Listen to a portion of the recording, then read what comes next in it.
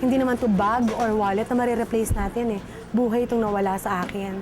So kumbaga, ang sabi ko nga, nakahawa na lang ako. Huwag na lang yung anak ko. Diba? Yung kumbaga, mawala na lahat, huwag lang yung pamilya mo. Sinalubong na ako ng anak kong lalaki na 8 years old na si TJ, informing me na yung sister niya at saka yung yaya umalis ng 4 o'clock. Hindi na bumalik. I'm hoping sana na they just walked and then somebody may kumupkop at may nagmagandang loob na dalhin sa police station, sa barangay hall, para ma-recover yung daughter ko. Hello? Apo? Tinanong niyo po yung bata kung pangalan niya? Ah, siya yun! Sabi. Siya po yun. Ano pong sabi?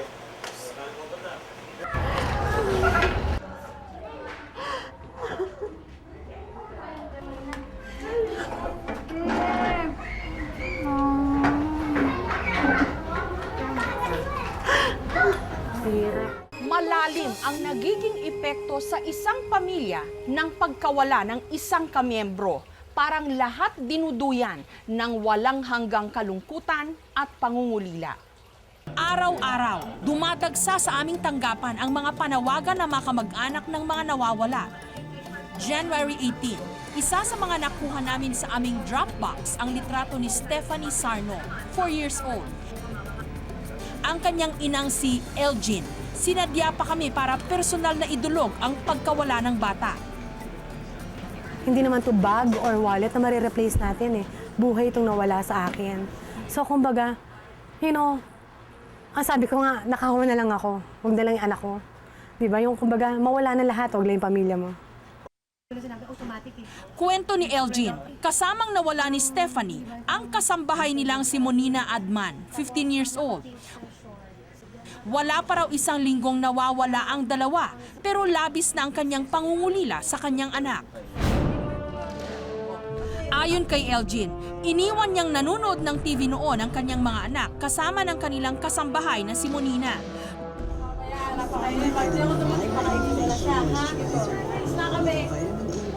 Yung bata, alis ako Nung nakaalis na siya, nagyaya raw si Stephanie na lumabas kasama ang kanyang yaya. Mula noon, hindi na muling nakita pa ang dalawa. Sinalubong na ako ng anak kong lalaki na 8 years old na si TJ, informing me na yung sister niya at saka yung yaya umalis ng 4 o'clock. Hindi na bumalik. Sa edad na 4 years old, marami na raw alam si Stephanie. Matalino raw ito at bibo. Sinuyod na raw nila ang buong Bulacan pero mailap sa kanila ang swerte. Ang sunod nilang hakbang ang maghanap sa Kalakhang, Maynila. Sa pagkakaligaw ng dalawa, posible raw kasing sumakay ang mga ito ng bus at napadpad sa lungsod. I'm hoping sana na they just walked and then somebody may kumupkop at may nagmagandang loob na dalhin sa police station, sa barangay hall, para ma-recover yung daughter ko. Nung araw ding yon, sinamahan namin si LG na maghanap sa kanyang nawawalang anak.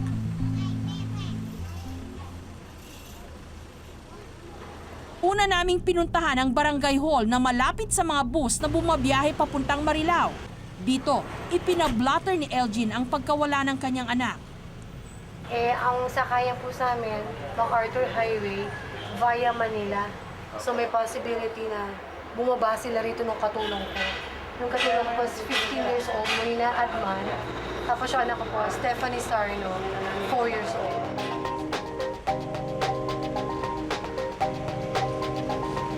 Pagkatapos, sinadya namin ang police station na may sakop sa Cubao.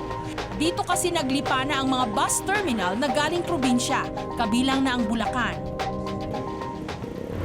Kasama po yung yaya. Opo, 4 years old na po yung anak ko. 4 years old? Kailan pa po umalis? Noong January 15 po, sir. Habang inire-report ang pagkawala ni Stephanie, itinibre sa amin ng iba pang mga kasamahan na may isang batang babaeng nagngangalang Stephanie na kasalukuyang nakalagak sa Reception and Action Center sa Kamuning. Kasama raw nito ang sinasabing yaya ng bata. Hello? Apo? Tinanong niyo po yung bata kung pangalan niya? Ah, siya yun, siya yun. Sabi, Siya po yun, siya po. Ano pong sabi? Siya po yun, siya po. Tanungin niyo po ako ng pangalan niya. Pwede po makausap? Nung araw na yon, nasa rack din kasi ang ilan naming mga kasamahan. Eksakto namang nakilala namin doon ang bata at ang kanyang yaya. Hello? Hello? Agad-agad naming ipinakausap kay LG ng bata upang kumpirmahin kung ito nga ang kanyang hinahanap na anak. Where are you? What is your name? Stephanie. Hello? Stephanie what? Hello, Stephanie Mami, what? bili mo ako laruan. Yeah, bibili kita laruan. Stephanie what? Hindi na kami nag-aksaya pa ng panahon. Agad kaming nagtungo ng rack. Habang nasa sasakyan, tila unti-unting lumiliwanag ang mukha ni Elgin. Agad na itinawag sa kanyang ina ang magandang balita. Samantala si Stephanie, masayang naglalaro kasama ang iba pang mga bata sa rack. Pinipicturean ka? Ang galing.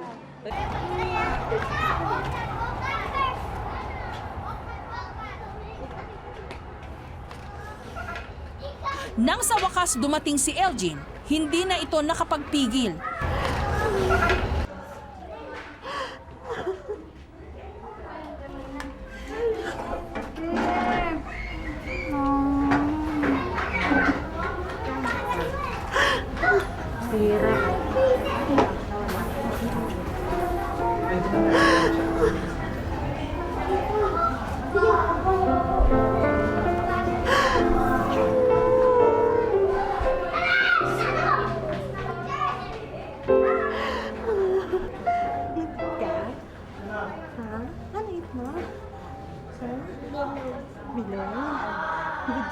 Sapat ng kumpirmasyon ang mga luhang tumulo sa kanyang mga mata na ito ang kanyang anak na nawalay sa kanya.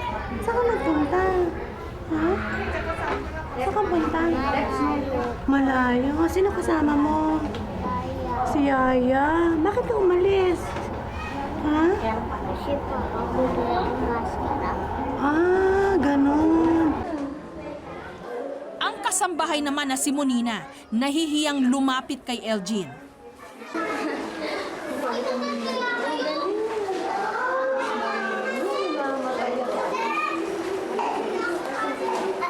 Kamit ka na ni Kuya? Settle daw kayo? Ilang taon na po kayo? 34. Halos 2 araw ring tumigil sa rack sina Stephanie at Monina. Kaya naman abot-abot ang pasasalamat ni Elgin sa mga social worker na nandoon. Sa wakas, makakauwi na sa kanila si Stephanie. Ayon sa kwento ni Monina, niyaya siyang lumabas ni Stephanie para bumili ng maskara sa tindahan. At dahil may kalayuan ang sinasabing bilihan ng maskara, nalito siya at nahirapang hanapin ang daan pabalik sa kanilang bahay. Sumakay kami jeep pa uwi sa atin. Hindi mo na nakita? Anong oras kayo sumakay ng jeep? Gabi na? Madilim na? Tapos saan kayo bumaba? Diyan, singer. Sa singer dito. Anong pinabayad niyo sa jeep? Pwede naka-ano. Ba't naman ako nag-ara? Ah, meron ka? Magkano? Oo, naka-ano. 20. Nagkasya yung pera? Oh. And then after that, Taga-singer ang nakapuha na amo. Nagdulong dito. Na siya nagkup pa amo. sa inyo. Siya ang kumupkop sa inyo. Habang nasa biyahe, tinawagan ng kanyang ina ang nakatatandang kapatid ni Stephanie. Hello, Jane. Nandito na sister mo. Oo, ayun. Hindi nga kausap kayo ni Ito, kausapin mo. Ito, kausapin mo. Si Kuya. Kuya. Diyan si Ate Sasay. Yun yung kalaro niya, yung anak mo, friend. Jojoke mo ako eh. Gina-joke ako. Para kina Elgin, tapos na ang ilang araw ng pagpupuyat, pagod at pangamba sa kalagayan ng kanyang pinakamamahal na bunso. It causes a lot of problem sa amin. And yet, sabi ko nga sa'yo, di ba kanina, mawala na lahat. Wag lang yung pamilya mo. Yung ibang bagay mapapalitan mo, pero yung anak mo, magulang mo, kamag-anak mo, hindi mo kayang palitan. Hello po! Kamusta ho kayo? Alam niyo ho, bago po kami nagtampok ng mga reunion stories sa KMJS, nauna na po dyan yung aming programang Sana'y Muling Makapiling at Reunions sa ganyang mga kwento. At ngayon, ang good news po, mapapanood nyo na ang full episodes ng mga ito. Mag-subscribe lamang po sa GMA Public Affairs YouTube channel at ganun din po sa GMA Public Affairs Facebook account. Kita-kita po tayo at mabuhay po ang mga pamilyang